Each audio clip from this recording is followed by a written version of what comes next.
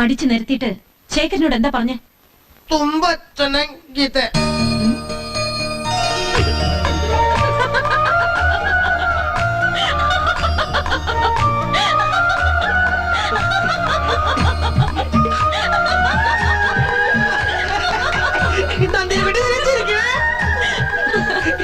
എനിക്ക് ഇഷ്ടമുണ്ടായിട്ട്. ഇന്നാളെ ഇവിടെ പഠിച്ചെന്നെ ഇഷ്ടമെന്ന് പറഞ്ഞ അതുപോലെ നുണ പറയണോ? അല്ല, കുട്ടനോട് ശരിക്കും ഇഷ്ടമുണ്ടായിട്ടാ. നേരാ?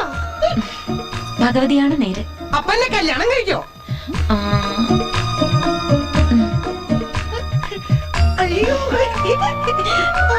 അമ്മേ, അമ്മേ നന്ദിനെക്കുട്ടി പറഞ്ഞു കേട്ടോ, അച്ഛാ കുട്ടനെ നന്ദിനെക്കുട്ടിക്ക് കല്യാണം കഴിക്കാൻ ഇഷ്ടാണെന്ന്. കുട്ട, ഇനി ഞാനൊരു കാര്യം പറയട്ടെ.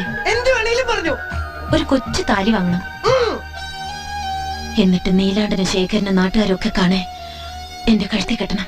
നേരായിട്ട് പറയണേ. കുട്ടനാണ് നേര്. നന്ദിനെക്കുട്ടി